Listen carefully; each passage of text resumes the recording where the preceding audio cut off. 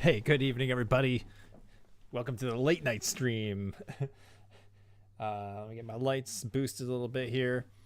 Ron and Josh, thanks for joining me on the extra late stream. Sorry, it's much later than I anticipated. I didn't get home until a lot later than I thought, but here I am nonetheless. Probably will be a much shorter stream tonight, maybe 30 minutes tops. Maybe shorter than that, but nonetheless, I just wanted to be here and hang out with you guys. So thanks for tuning in on the Orbital Alliance. Hope you guys are having a good Wednesday. Yeah, I'm like trying to think of the space news stuff that was going on this week. I feel like there was, oh yeah, Astra. Let's just jump right in the mess. Let's just jump right in. Astra, the rocket launch company, they're like launch provider for satellites, has had like a real rough start with, their stuff. They had a lot of failed launches, and they had a successful one this week. It was yesterday, I think, which is awesome. Go Astra. I think they launched out of Alaska, which is pretty unique. And they've just been desperate for a win. It's been rough. It's been really rough. And I'm just glad that they've gotten, a solid victory under their belt. So, well done, Astra. We're rooting for you all the way out here in the continental U.S. Or at least like the mainland U.S. Like, what would you call it? The 48 states, the southern 48. I think we deserve double Funkos for the late night stream, or better yet, a full Funko episode. Oh gosh. Well, that's a tall order, but I can do the double. All right, so the Funkos of the week. Let's jump after that. So Astra, good job on you guys, but let's talk Funkos. I've been thinking a lot about Stormtroopers. I love Stormtroopers. They're the best. My car is like designed and picked the colors of my car to look like a Stormtrooper specifically because I love them so much. I'm going to go with the First Order Stormtrooper today for one of them. Just the regular one. I love the helmet on the First Order Stormtrooper. I think they did such a good job with it. And in the original Force Awakens trailer, when they first teased the Stormtroopers, I was like, oh, like I'm all about that. Those look sick. So we're gonna do one. My camera's in the way here. So, oops. So there we'll do one, and then the double one, making up for being tardy. Let's go with. Well, because he was a Stormtrooper, I'm gonna go with Finn from the sequel trilogy. I've got Finn. Big fan of John Boyega. He's great. And I really enjoyed at least how they started off his character. I think they didn't do it super justice in the second two movies, but I think the first movie, he was great. And I really appreciate what he did with the character, and I hope they bring him back. I hope they do more with Finn. So Finn and the Stormtrooper, because he used to be a Stormtrooper. Let's make sure we can see him pretty well. There we go. So there's your double. There's your twofer. There's your twofer for the week. Featured Funkos. Yeah, let me open Space Twitter here and see what I can remind myself of space news that's been going on. I know last week we talked a lot about the war and how that's been affecting space travel. There's still nothing really changing the space station. I know that Mark Van Hay, I think that's how you say it. I keep forgetting to check on that. He's coming back tomorrow, this week, soon. He's coming down on the Russian Soyuz because that's how he went up. And it's been a big question about whether or not, is he going to come down on the Soyuz with all this happening? Is an American going to go to the Russians in Kazakhstan? And, how's that going to happen? And then should they bring him home on a SpaceX Dragon?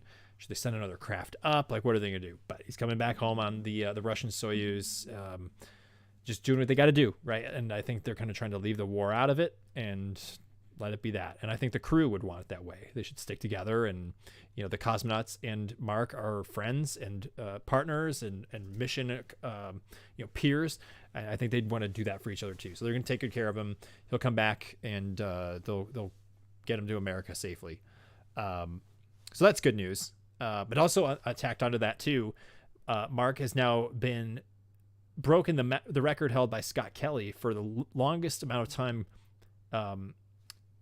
at one time, like being in space for the consecutive number of days in space. It's like 350 something days, I think, which is huge. So he broke that record from Scott Kelly from like 7 years ago or something. So that's really big news. That's an American record. And I don't remember what the record for longest duration space flight. Let's see. Okay. So it's that's the longest U.S. space flight. Okay, so 341 days. Mark Van Hay is it Van de Hay? Van Hay? I need to figure that out. So 341 days, if that's accurate. Maybe that's wrong. I thought it was 350 something, but or maybe he will stay 350 days and then come down. That's U.S. record now. But the longest time someone's ever been in space, according to Wikipedia, is Valery Vladimirovich Polyakov, so a Russian cosmonaut. Let's see. And he stayed on the Mir space station, the former Russian space station, for more than 14 months. It's 437 days and 18 hours during one trip. That's crazy. Is this guy still kicking? He is. He's 79 years old. Retired cosmonaut in the Soviet Union, Russia, era, kind of. He was in the Soviet Union for a while. Yeah, and of course, Mir went into the Russia days, Russian Federation days. Gosh. So yeah, that's a long mission. 437 days. That's crazy. What is that, like a month, a year and so 360. It's like another, what's the difference on that? 365 minus, or sorry, hold on. 137 minus 365. That's an additional, I did that completely wrong. 72 days. Okay, so it's just under 3 months. So it's like a year and 2 months. That's a lot of time. So that's pretty crazy. Found a copy of First Man. So far it's okay. Not too far into the book. Oh, okay. Is that the did the movie base itself off of that book? Because I've seen the movie with Ryan Gosling. Is that the same one, Ron? Or did they like adapt the book from the movie? How did that? What was the order of that? I'm not savvy. Did any of you guys ever see the Mir space station? Ron, maybe you would have. I'm not sure if there was a chance you could have. I was young when it was around, and I remember my grandma telling me it was visible one day and we missed it. I never saw it. I just know they deorbited it in 2000, I think. Or the 98. I thought there was some overlap between space station. Yeah, well, let me know what you think when you finish it up. Do you know of any... what's up, Greg? Do you know of any reading material about the Apollo 13? Do you like the Apollo 13 movie? I watched the movie a ton when I was young. I mean, the movie is incredible, and it still really holds up really well. Even the visual effects, because I think they did a hybrid of practical effects, like models for the rocket, and visual effects, like computer effects too, especially since it was so, gosh, was it 93, 94? When did that come out? 96? 95. Okay, I guess like every year around it, and I still couldn't land it. So yeah, for that time, that's pretty great. And I think, of course, they got a killer cast: Gary Sinise, Tom Hanks. Yeah. So in terms of like reading material, the only one I can recommend, I have a book, and I actually haven't finished it. It was given to me by someone who met the author and got it signed, which is really nice of him. There was a reporter. I think it was called "When I Was a Teenage Space Reporter." I think that's the title of the book. And it's about this guy. I'm trying to remember his name. It's in my head, and I cannot remember it. When I was a teenage space reporter. Yeah, this one here. It's on Amazon. David Chudwin. That's it. And oh no, that was Apollo 11. I'm sorry. I don't know why my head like totally blanked out on that. Different Apollo mission, of course. Sorry about that. Confused it. I don't actually have any reading material to suggest on Apollo 13. So sorry about that. But Apollo 11, yes, I do have that one book. And what I did read of it, it was really good. It's about him being this like inexperienced young reporter who got to actually shoot photos and report on the Apollo 11 moon landing mission, which, I mean, for a breakthrough reporter, that's pretty prestigious and amazing to get, like, you know, credentials at Kennedy Space Center. So yeah, I mean, if anybody out there in the stream, whoever watches this later or is on there now, if you can report Apollo 13 books that might be worth reading, comment them below, please. 6 Degrees of Kevin Bacon. That's right, Kevin Bacon. Oh, now I want bacon. Oh, come on. I should get some stream bacon. Maybe next week I can try. We'll see. Neither could they land it. Yeah, right. The dream sequence of Hanks getting sucked out of the ship gave you nightmares. Dude, yes. There are some, I mean, really vivid moments in that. There's some of them that stick with you. You know which one stuck with me? Was when his wife drops the wedding ring. I mixed the two words. The wedding ring into the drain. As a kid, that made me so fearful of tub drains, like bathroom tub drains. Like literally, I got so afraid I was going to drop stuff in there, and I think I still have a little bit of like cringe around that. So yeah, that movie had some moments in there. I know that's something stupid compared to like getting sucked out of a spaceship. It's different, but I always like had this huge fear of dropping stuff that I cared about into a drain, and that's like a mortifying thing. I mean, like dropping your wedding ring into a drain, like you can never get that back. That's like the one ring, not the one ring, but your ring. There's only one of them. And yeah, you can buy another, but it's not the same. Yeah, it's crazy. It's absolutely crazy. Movies are powerful in weird ways, right? Yeah, I should rewatch the movie. It's been a little while. I know my wife, Kayla, she loves that movie. Kayla, you want to watch Apollo 13? Are you watching the stream? Let me know in the chat. Yeah.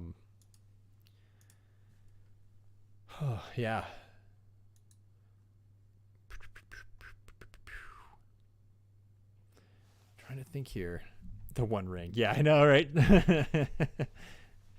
Turns out that's all Sauron had to, Sauron had to prevent them from doing was dropping the One Ring down Elrond's drain. You know, that's the other Lord of the Rings. Maybe that's what the Amazon show will be about. Preventing the One Ring from going down the drain.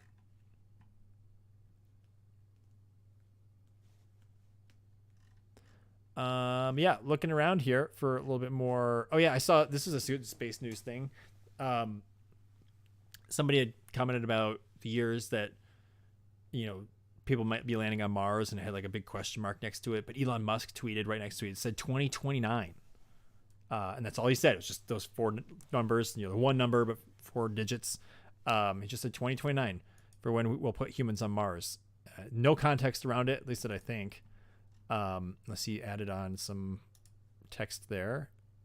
He didn't. And I know he's been kind of elusive about that. And he also, of course, you know, it's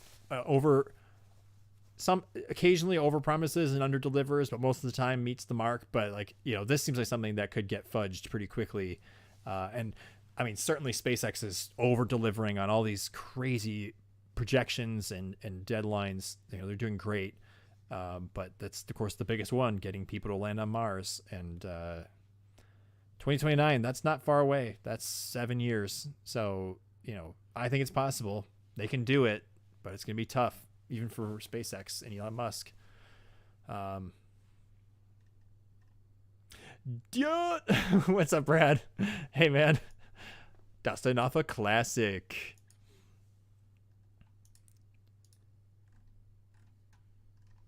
Let's see here. What else has been crazy? Space news. Oh yeah, I like this tweet. There's a reporter. He's for the Washington Post. Christian Davenport. He tweeted, a lot. There's a lot going on. With the space station, there's some really cool news coming up, so we can kind of break this down into chunks here. So, lots of goodness, lots going on ISS. Spacewalks, always a regular occurrence, but it happens. A Soyuz crewed launch next week. That's also Russia's also launching a Soyuz crew, which is crazy in the middle of a war. Mark Van Hay returns with Dubrov and Skaplerov, the Russians. We talked about that already. Then the Axiom private astronaut mission. We'll talk about that in a second. Crew 4 launch. We'll talk about that. And Crew 3 return. So a loaded month or two coming up here. So let's rewind a little bit. So like spacewalks, those happen all the time in multiple missions. You know, there's a lot of those. That's normal. But spacewalks are exciting to follow nonetheless. Repairs on the space station, installations. Soyuz crew launch. I don't know who's going to be on that, but I'm pretty sure it's just cosmonauts at this point. I don't know if there's any other foreign seats on there. We talked about Mark coming back with the Russians, and then Axiom private astronaut mission. Have we talked about Axiom? We probably haven't. It's been a while. It's the it's going to be there's a company called Axiom, and they're focused on building space stations and module components for the space station, and private astronaut crews. So they've been training Axiom 1 or AX1 for months, not a year or so. I think it's been over a year at this point. And I think it has some veteran NASA astronauts who are retired. Michael, how do you see his last name? He goes by Michael L.A. Alegria. I'll find it.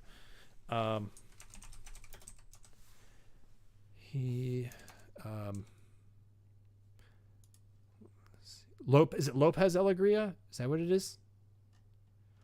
I think that's Michael Lopez Alegria. I think it's.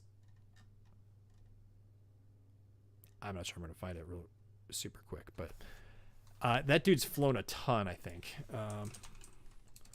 Let's see. And it's going to be exciting because it's a private astronaut mission. There's 4. I think the other 2 guys are kind of like just like rich guys, but they've been training for it. Let's just Axiom 1. Let me look that up. They're launching on March 30th, so at the end of the month, and they come back on April 10th. So it's a very short mission. That's like 12 days. Let's see. Michael Lopez Alegria, Larry Connor, Mark Pathy, and Etienne Stiba? I'm not sure how you say his name.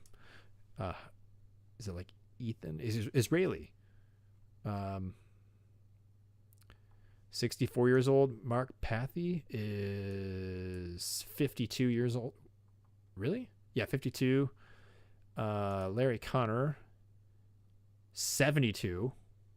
And Michael L.A. is 63. And he flew STS-113, Expedition 14, STS-92, Soyuz TMA-9, Soyuz TMA-9, and STS-73. So 1, 2, 3, 4, 5 missions. This will be a 6th mission to space. And this one is the first one that's not with NASA. So they're going to dock at the space station and do a mission there. I think they're going to help with science. They've been training to help with science, but they're all private.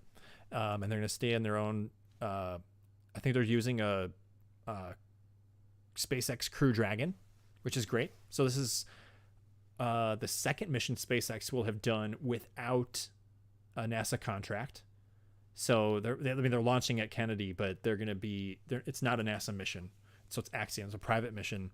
But Inspiration 4 in September last year was the first private one that SpaceX did. All the other SpaceX crewed flights have been NASA contracts for the commercial crew contract. So this is another groundbreaking mission for sure, pushing that private sector space flight for humans, and for space crews. That's a first for sure. Well, not a first, but like a pushing the boundaries there, because technically Inspiration 4 was all private. Sorry, let me dip out here. Ron asked, Webb had the star image this week. Yeah, I saw there was some more content. I saw all the mirrors were like lit up from the starlight. There's a new image from the Webb Space Telescope which is great. Continues its alignment process. Web is not visible light. Correct. It is infrared. Yep. So hopefully we'll see stuff from that soon. A month, 2 months. Maybe split the difference somewhere in the middle. So yeah, so Axiom is coming up at the end of the month in essentially like 2 weeks. Really exciting. Pay attention to that. Crew 4 launch. So Crew 4 is the 4th launch of the commercial crew contract for NASA that SpaceX is fulfilling. And that's coming up. And they did some shimmying on that. Crew 4. So here's the information on that. Kjell Lindgren, a veteran NASA astronaut. Robert Hines. This is his first space flight. Yeah, I think. Okay, so like a newer astronaut. Jessica Watkins, also her first flight. Two rookie astronauts. She's 33. Oh my goodness, she's only a year older than I am. That's crazy. And then Samantha Cristoforetti, who's a veteran Italian astronaut for ESA, the European Space Agency. And she was up in 2015, I think. 2016. She stayed in 199 days in space. So she knows what she's doing. And I think she's gonna command the space station. She's scheduled to take command of the Expedition 68 in 2022. So yeah, a female Italian commander. Is that a first? I think it's a first. And they rotate commanders every expedition, which is every couple of months, every 3 months. Or 6 months when they rotate the crews. I guess it kind of overlaps these days. So it's probably every 6 months. So later in the year, she'll take over for Expedition 68 and be the commander, which is awesome. And I have her book. I've shown that on the stream before. I got it for Christmas, and I'm looking forward to reading it. Diaries of a something astronaut. Maybe it's on the Wikipedia page. Does he have?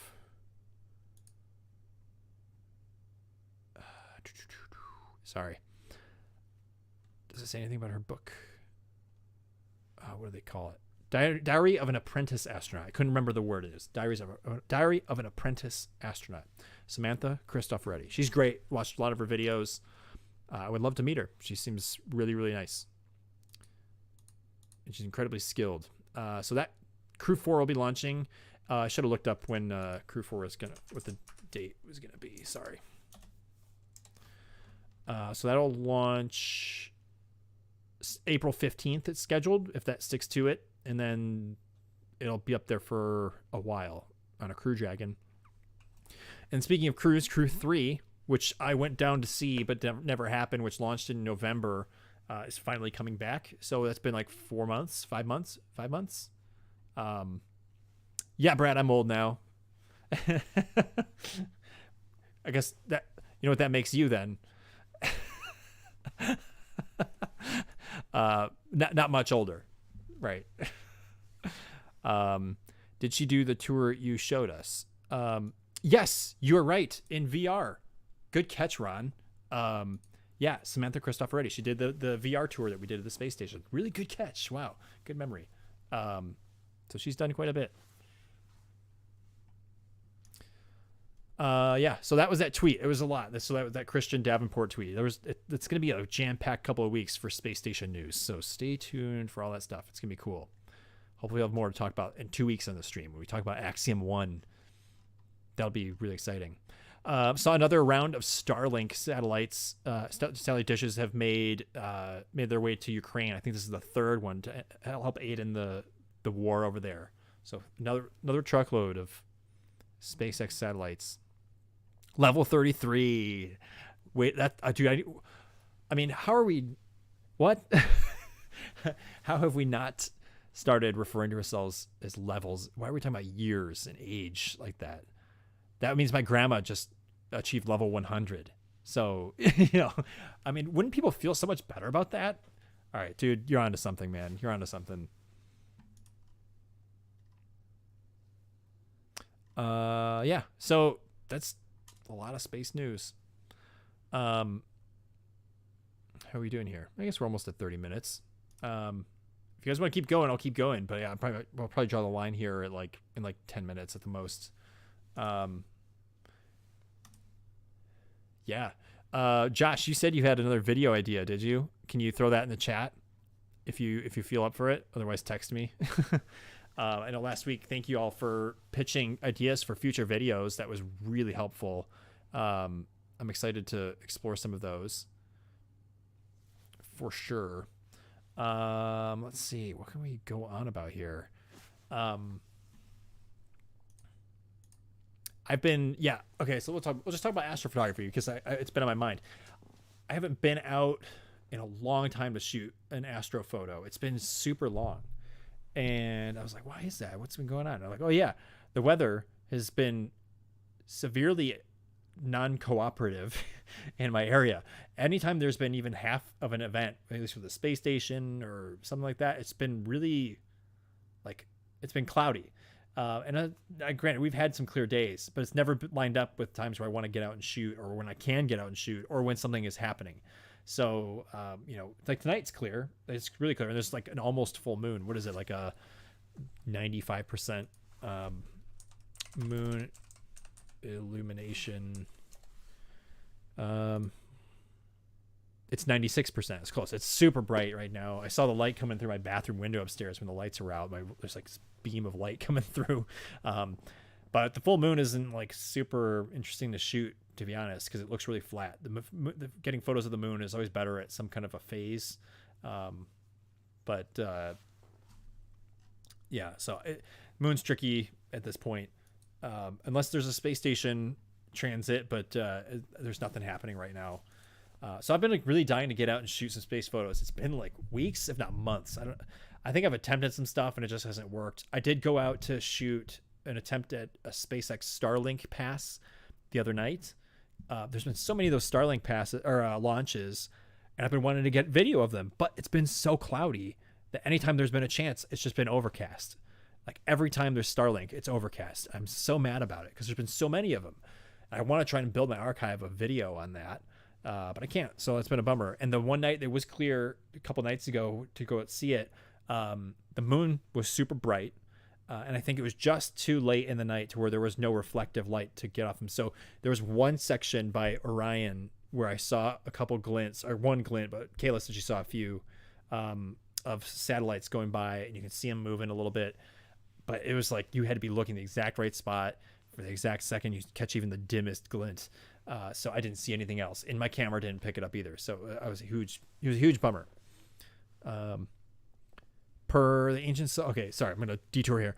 Per the ancient civilization talk last week, space, stars, constellations through the ages, and civilizations and their meanings throughout history. Okay, let me reread that again as a video idea. My head didn't wrap around it. Okay, so yeah, last week we talked about ancient civilizations and how the possibility of aliens influencing them. Space, stars, constellations through the ages. That's a different idea. And civilizations and their meanings throughout history. That's a good one. Yeah. So because obviously the Greeks, I think, devised most of the modern constellations, and there's probably some Roman influence, Egyptian influence in there. I would have to do some significant learning myself about constellations and their history, but that's how you do it. You start studying, you make a video of it. So thank you. That's really great.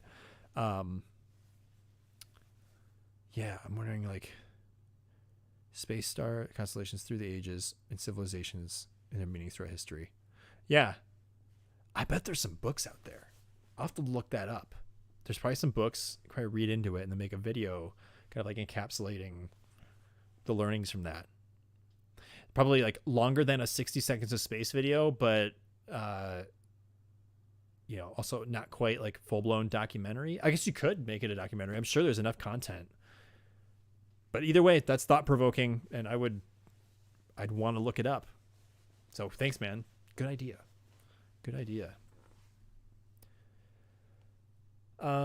Okay. Probably a few more minutes here. You guys have any thoughts, questions about space? What's on your mind space-wise? Let's check in here. Oh, you know what was cool? This is random. Are you guys familiar? We talked about the movie October Sky and the book Rocket Boys that it was based on, right? Written by Homer Hickam, from grazie, prego. That's you're welcome in Italian, right? Yeah, so anyway, Homer Hickam, he's from West Virginia. The story he wrote about himself, his memoir, was Rocket Boys in 1998, 99? And yeah, I think it's 98. They made it into a movie, October Sky. Jake Gyllenhaal was in it, Laura Dern, Chris Cooper. Great movie. I talked about it in a video on my channel, so if you haven't watched that, go watch the 3 movies I recommend, space movies you should watch. Homer followed me back on Twitter. So I'm like really excited about that. And the funny story is, I don't know what happened. I followed him years ago. And I want to say he got a different account or something, maybe, because he followed me back years ago for some reason. I don't think we've ever had an interaction. Maybe we did, and I just don't remember. But he followed me back years ago, and then he stopped following me. So either he hated all my nerdy tweets, or just didn't want to like keep up with it, or something happened. He just got a new account and like it just got deleted and disappeared. But I like his stuff. I follow his posts, and I've liked it on Twitter. And then randomly I woke up the other day. It's like Homer Hickam has followed you, and I was like, dude, that's awesome. Like that's really cool.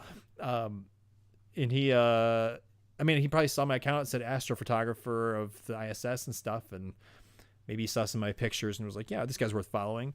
So Homer, if you ever watch this, thank you so much. Like I'm really honored to have you following me on Twitter.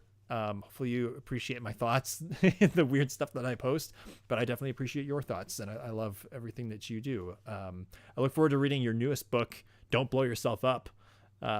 So I need to get my hands on that for sure. So I thought that was a fun spacey thing that happened. I should just tweet him and start a chat. Maybe he'll get him on the stream one day. That'd be cool. Homer Hickam. All right. Which means all y'all got to watch October Sky and read the book Rocket Boys if you haven't, which I think the book also is found out there as October Sky. That's the one I have. It's like the movie cover. But they probably have just Rocket Boys still. What's going on? What's going to be the first fast food franchise in space? That's a great question. Oh, dude. I bet people are talking about it, especially with the commercial stuff. There's got to be people who are like, hey, we got to be the first advertisement in space or the first burger in space. I hope it's Taco Bell. I'm just going to put that out there. Maybe I'll tweet them that, get the ball rolling. McDonald's and Starbucks, Josh suggests. Yeah, I mean, McDonald's will probably take it. Starbucks, I don't know. I'm curious what they would do about that. They'll serve moon pies. Yes. Dude, moon pies. Have you guys seen Moon Pie's Twitter account? Have I talked about them? I think I have once. They have the most epic replies. They're the best brand on Twitter, period. Starbies. Yes. That's what Kayla calls Starbucks. But are you saying Arby's? But Starby, like ST-Arby's isn't like star. I'm making it a pun.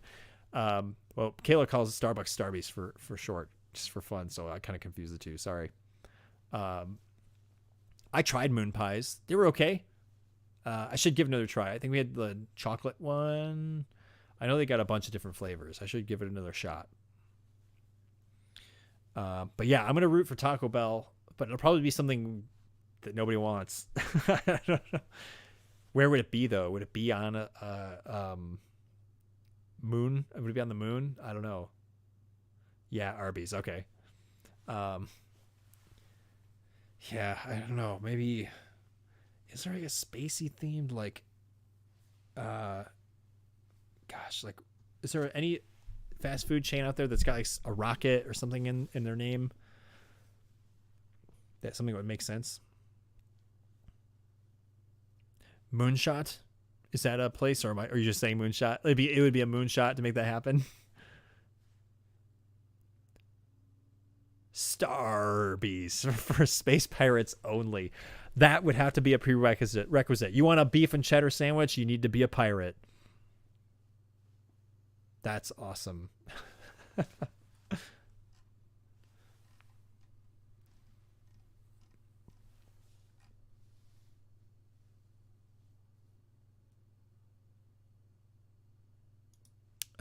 Let's see. Do you guys want to see that photo from the Webb telescope? Let me pull that up here.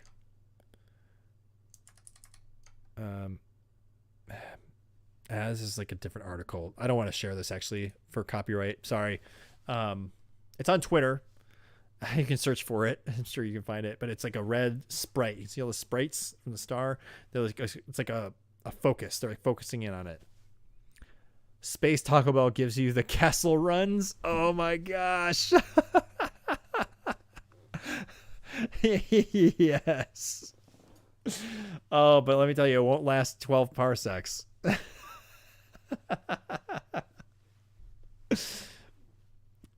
Oh, the jokes are infinite. Oh my goodness. Well, you'll have infinite rocket fuel. That's for sure. Who needs methane when you have methane coming out the other end? Oh my goodness. Oh, that's so funny. That was really good. Hats off to you, Josh.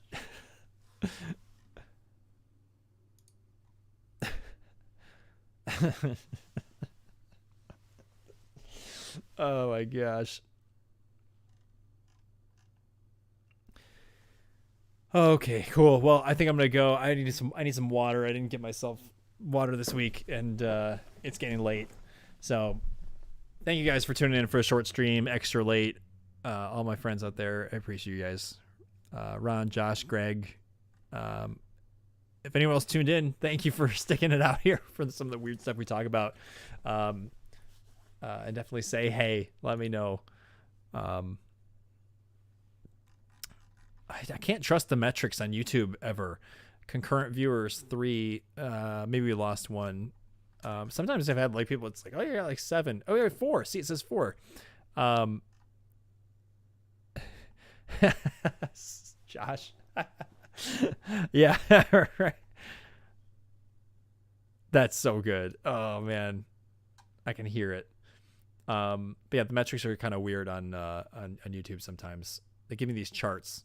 Here, take a look. You see this? You can see the chat. There's a chat. I follow you guys here. And there's my preview. Gives me all the statistics, how many people have viewed. There's like how come and go. There was a time there was only 1 of you. Then there were 4. Then there were 3. Then there was 4. Oh, I think I learned this thing where I can like highlight my mouse. There. You like this? Look at this.